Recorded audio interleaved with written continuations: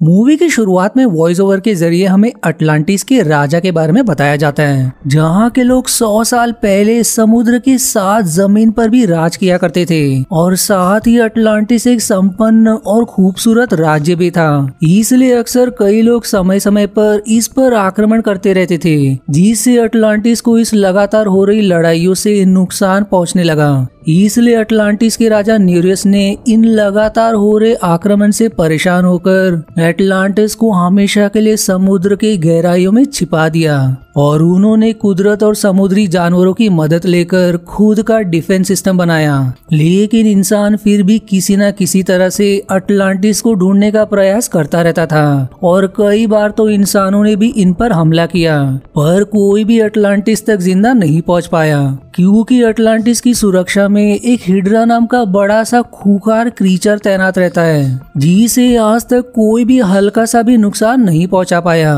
और जवाब में हिड्रा ने कई सारे इंसानों की जान ले ली है। इसके बाद हम एक एयरप्लेन को देखते हैं जिसके यात्री लगातार टर्बुलेंस का अनुभव कर रहे थे और तभी अचानक से टर्बुलेंस और भी ज्यादा बढ़ जाता है और अब हम देखते हैं कि लगातार इस प्लेन पर कोई हमला कर रहा था, जिसके कारण देखते ही देखते इनका प्लेन क्रैश होकर समुद्र में गिर जाता है, जहां पर अभी भी कई सारे यात्री बचे हुए थे। पर तभी वहां पर अचानक से एक बड़ी सी शार्क आ जाती है, जो कि एक एक करके वहां मौजूद सभी लोगों को खाने लगती है और फिर ये सीन इन सब के चीखने चिल्लाने की आवाज से यहीं पर कट हो जाती है। अब अगले सीन में हम एक लड़की को किसी आइलैंड पर बेहोश देखते हैं जिसका नाम वीरा होता है और उसे जब होश आता है तो वो देखती है कि वो काफी ज्यादा जख्मी है और फिर तभी उसको समुद्र में एक और लड़की दिखाई देती है जिसके आसपास शार्क घूम रही थी और फिर देखते ही देखते वो शार्क उस लड़की को भी खा जाती है। वहीं पास ही में एक रूथ नाम की लड़की को भी होश आता है, जो कि अपने पति ओवन को पानी से बाहर निकालने के लिए वेरा से मदद मांगती है और फिर दोनों मिलकर बेहोश ओवन को खींचकर जमीन पर लाते हैं, जिसके बाद वीरा अपने पति डेल को ढूंढती है जो कि सही सलामत होता है। और अब हमें इन सब की बातों से पता चलता है कि वीरा और डेल एक मरीन बायोलॉजिस्ट हैं जिन्हें समुद्र और ओशंस वगैरह के बारे में काफी कुछ पता है, जो कि रूथ को बताते हैं कि उनका प्लेन डेविल्स ट्रायंगल पर क्रैश हुआ है, जिसे हम बर्मुडा ट्रायंगल के नाम से भी जानते हैं। और अगर आप सभी व्यूअर्स को बर्मुडा ट्रायंगल के बारे में और भी कुछ जानकारी जाननी है तो मेरी द ट्रायंगल नाम की मिनी सीरीज का एक्सप्लेनेशन जरूर देखें। उस वीडियो में मैंने बर्मुडा ट्रायंगल के बारे में काफी अच्छे से बताया है, जिसका लिंक आपको डिस्क्रिप्शन या आई बटन में मिल जाएगा। अब इसके बाद वीरा डेल से उसे वहीं पर रूथ और ओवन के पास रुकने के लिए कहती है, ताकि वो इस बीच पर जाकर देख सके कि क्या कोई और जिंदा है या फिर आसपास कोई बस्ती वगैरह है या नहीं। और फिर वीरा फिर से एक और लड़की को समुद्र में देखती है जिसे वही शार्क पूरा खा जाती है। लेकिन अगले ही पल हम देखते हैं कि उस शार्क को एक बड़ा क्रीचर समुद्र से निकाल कर खा जाता है और इसी क्रीचर को ही मूवी में हाइड्रा बोला गया है। ये देखकर वीरा काफी घबरा जाती है, जहाँ उसे पास ही में एक सैम नाम की लड़की दिखाई देती है, जो कि वीरा से बताती है कि वो इस प्लेन की पायलट थी और इस प्लेन का क्रैश किसी तरह की मिसाइल लगने के कारण हुआ है। साथ ही इस प्लेन में उसके भाई बहन भी थे जिनका नाम वो जस्टिन और मिच बताती है, मगर वो उसे और वीरा को कहीं नहीं दिखाई दे रहे थे। इसी बीच इनके पास एक अनजान लड़की आती है, जो कि आते ही सैम और वीरा को भागने के लिए कहती है, और इन सबको कुछ अनजान सिपाही आकर घेर लेते हैं जिनके पास कुछ अजीब ही तरह के हथियार थे, जो कि उस अनजान लड़की को ले जाकर हाइड्रा को खिला देते हैं। और अब हम यहाँ जान पाते हैं कि ये सभी लोग गलती से अटलांटिस पहुंच गए हैं, जिसके बाद ये लोग वीरा और सैम को बंधक बना लेते हैं। और इन अटलांटिस के सिपाहियों के नाम एक्विलियस, कैडमस और एजेक्स होता है। आप कैडमस और एक्विलियस वीरा और सैम को लेकर एक सबमरीन में जाते हैं, जहां पर सैम और वीरा देखती हैं कि इन्होंने रूथ, ओवन और डेल को भी पकड़ रखा है, जिसके बाद अखिलस वीरा और बाकी सबके घाव पर किसी तरह की जड़ी बूटी लगाता है, जिससे इन सभी को काफी आराम मिलता है। लेकिन साथ ही उस जड़ी बूटी के नशे से ये सभी बेहोश भी हो जाते हैं, जिसके कुछ देर बाद जब वीरा को होश आता है तो वो देखती कि उसका जख्म पूरी तरह से ठीक हो गया है। और फिर वो और डेल पानी को देखकर अंदाजा लगा लेते हैं कि वो सब पानी के अंदर करीब 50,000 फीट नीचे हैं। और साथ ही वो लोग जिस सबमरीन में हैं वो बिल्कुल उसी मॉडल की लग रही थी जैसा दूसरे विश्व युद्ध के समय में इस्तेमाल होती थी। इसके बाद दोनों देखते हैं कि वो सब अटलांटिस पहुंच गए हैं, जो दुनिया असली दुनिया से बिल्कुल ही अलग थी। अब अटलांटिस पहुंचकर इन सभी को इरेस्टस के पास ले जाया जाता है, जो कि इन सबसे कहता है कि तुम लोगों को हमारे अटलांटिस में इस तरह घुसपैठ करने की सजा मिलेगी, जो कि तुम सबको हमारे राजा न्यूरस सुनाएंगे,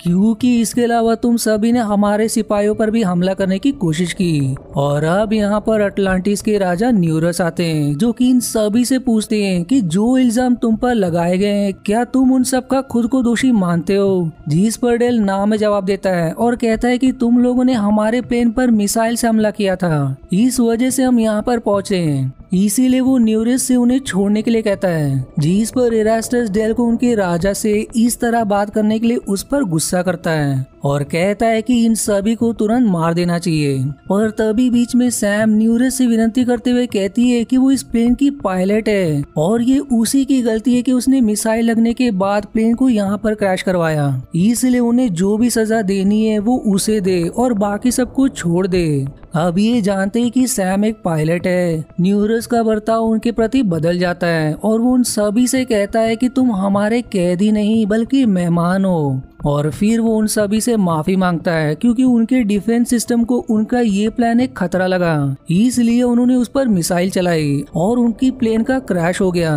फिर वो इरेस्टस से उन सभी को उनके कमरे दिखाने को कहता है, जिसे ये लोग चेम्बर्स कहते हैं, और सभी से यहाँ कुछ दिन रुकने की विनती करता है, जिसके बाद वो इन सभी को उनकी दुनिया में पहुंचवा देगा। जिसके बाद इरेस्टस उन सभी से उनके शहर को देखने के लिए कहता है, जिस पर वीरा कहती है कि वो लोग सैम का इंतजार कर रहे हैं, जिसके आने के बाद ये लोग साथ में अटलांटिस घूमने के लिए निकलेंगे। इस पर फिर इरेस्टस बताता है कि सैम इस वक्त उनके राजा के साथ है। अब उनका शहर एक्सप्लोर करते दौरान वीरा अटलांटिस की लाइट्स देखकर इरेस्टस से सवाल करती है कि क्या ये लाइट्स कोई चमकने वाले एल्गे हैं, जिस पर इरेस्टस हाँ में जवाब देता है। और फिर वो वीरा और डेल के दिमाग की तारीफ करते हुए कहता है कि तुम लोग मेरे साथ आर्किमिडीज के पास चलो, जिससे तुमको हमारी अटलांटिस की साइंस और टेक्नोलॉजी के बारे में और भी बहुत कुछ जानने को मिलेगा। और तब तक वो रूथ और ओवेन को मार्केट जाकर घुमाने के लिए कहता है और वीरा और डेल को लेकर आर्किमिडीज के पास चला जाता है। इसी बीच हमें जस्टिन और मिच को दिखाया जाता है, जो कि सैम के भाई बहन है और भाग्य से ये भी अभी जिंदा है।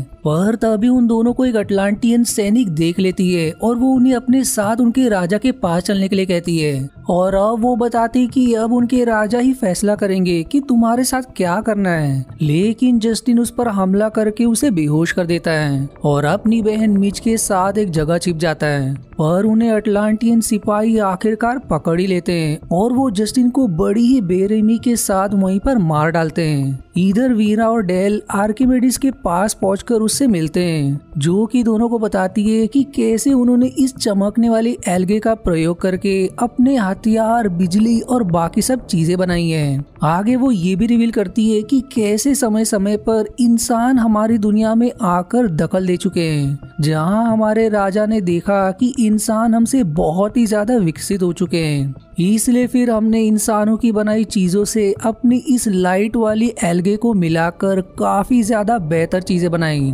जैसा कि हमारे हथियार, प्लेन्स, बिजली और बाकी सभी चीजें। आगे वो वीरा और डेल को पूरे अटलांटिस का मेन पावर सोर्स भी दिखाते हैं, जो कि इस एल्गे के जरिए काबू होता है। और क्योंकि ये एल्गे संवेदनशील है, इसलिए इन्हें हम सिर्फ महसूस करके अपने बातें इनसे कह सकते हैं और इन्हें काबू कर सकते हैं। जिस चीज को देखकर वीरा और डेल काफी ज्यादा आश्चर्यचकित होते हैं। वहीं दूसरी तरफ नेरियस सैम को बताता है कि कैसे इंसानों की वजह से इस पृथ्वी का वातावरण खराब हो चुका है और इस चीज के कारण अटलांटिस के साथ साथ तुम्हारी पृथ्वी पूरी तरह से खत्म हो जाएगी। दरअसल यहाँ पर किंग नेरियस सैम को ग्लोबल वार्मिंग के बारे में बता रहा है, जिसके बाद वो सैम को सभी शिप्स, सबमरीन्स और प्लेन्स दिखाता है, जो कि इंसान के इतिहास से गायब हो चुकी थी। पर इन लोगों ने इन सब चीजों को और भी बेहतर बना दिया है। इनमें से एक सबमरीन के जरिए ये लोग एक डिवाइस को पृथ्वी पर ले जाकर उसे वहीं एक्टिवेट करना चाहते हैं,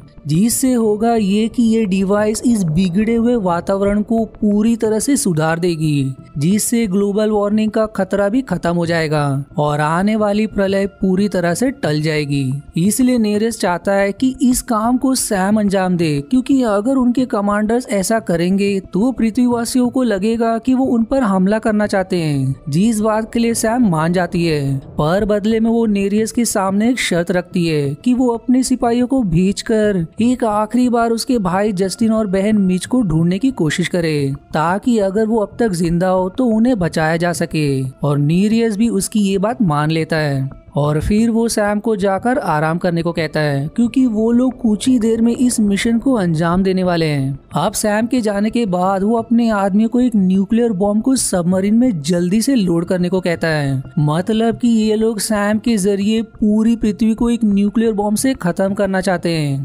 ताकि फिर हर जगह इन्हीं का राज हो। और इनके न्यूक्लियर हथियारों में एल्गे के होने के कारण वो पूरी पृथ्वी को एक बार में ही खत्म करने की ताकत रखते हैं। और उनके इन सभी बातों को रूथ और ओवेन वहीं छिपकर सुन रहे होते हैं, जो कि इस बात को वीरा और डेल से बताने के लिए वहां से निकलने की कोशिश करते हैं। पर उनको अटलांटियन सैनिक देख लेते हैं और फिर वो ओवेन को पकड़कर हाइड्रा के हवाले कर देते हैं, जो कि एक ही बार में ओवेन को खा जाता है। लेकिन रूथ किसी तरह वहां से भाग निकलती है। इधर आर्किमिडीज वीरा और डेल को अटलांटिस में इस्तेमाल होने वाले हथियार दिखा रही होती है। जिस वक्त वहां छिपकर रूथ पहुंच जाती है और वो वीरा और डेल को अपने साथ चलने के लिए कहती है, जो सब आर्किमिडीज को वहीं पर बंद करके भाग जाते हैं, जहां रूथ उन दोनों से न्यूरियस के असली इरादों के बारे में बताती है। इसलिए अब ये सब तुरंत सैम के कमरे में पहुंच जाते हैं, पर इन्हें वहां सैम नहीं मिलती। इधर आर्किमिडीज के पास इरास्टिस पहुंचता है, जिसे वो बताती कि इन्हें सब कुछ पता चल गया है, इसलिए अब ये दोनों मिलकर उन्हें ढूंढने लगते हैं। इधर वीरा, रूथ और डेल प्लान बनाते हैं कि वो लोग पहले यहाँ की मेन पावर सोर्स से अटलांटिस की बिजली को गायब करेंगे,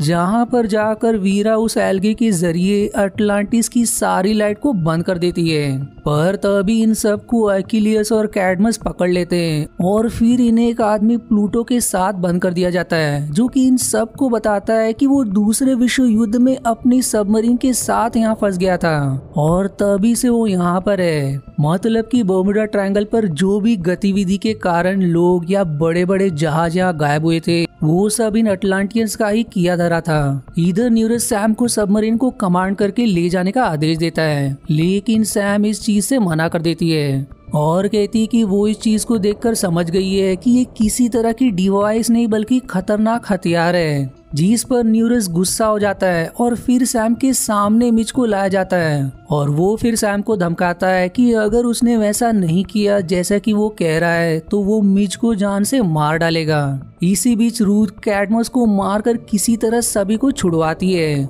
और ये सब जाकर हथियार लेते हैं और सही वक्त पर पहुंचकर सैम और मिच को बचा भी लेते हैं, जहां पर अब इनका सामना अकिलियस, आर्किमिडीज और इरेस्टिस से होता है और नेरियस सैम को मारने की कोशिश करता है। पर वहां पर सभी बहुत ही बहादुरी से लड़ते हैं और ये सब किसी तरह एक सबमरीन के अंदर पहुंच जाते हैं, जिस दौरान हाइड्रा भी एक तरह से अपने काबू से बाहर हो जाता है, क्योंकि प्लूटो ने उसे बुरी तरह से जला दिया था और वो उल्टा अटलांटिस के राजा न्यूरियस को भी जिंदा खा लेता है। इधर प्लूटो और सैम मिलकर उस सबमरीन के न्यूक्लियर बॉम्ब को उल्टा अटलांटिस पर ही गिरा देते हैं और उसी सबमरीन के जरिए तुरंत ही वहां से निकल जाते हैं, जिसके बाद ये लोग जल्दी खुले समुद्र में पहुंच जाते हैं और इस तरह से अटलांटिस के साथ ये डेविल्स ट्रायंगल भी पूरी तरह से खत्म हो जाती है। वहीं यहाँ ये सब प्लूटो के साथ वापस पृथ्वी पर पहुंच जाते हैं और इसी हैप्पी एंडिंग के साथ ये मूवी यहीं पर समाप्त। आशा है आपको मेरी एक्सप्लेनेशन पसंद आई।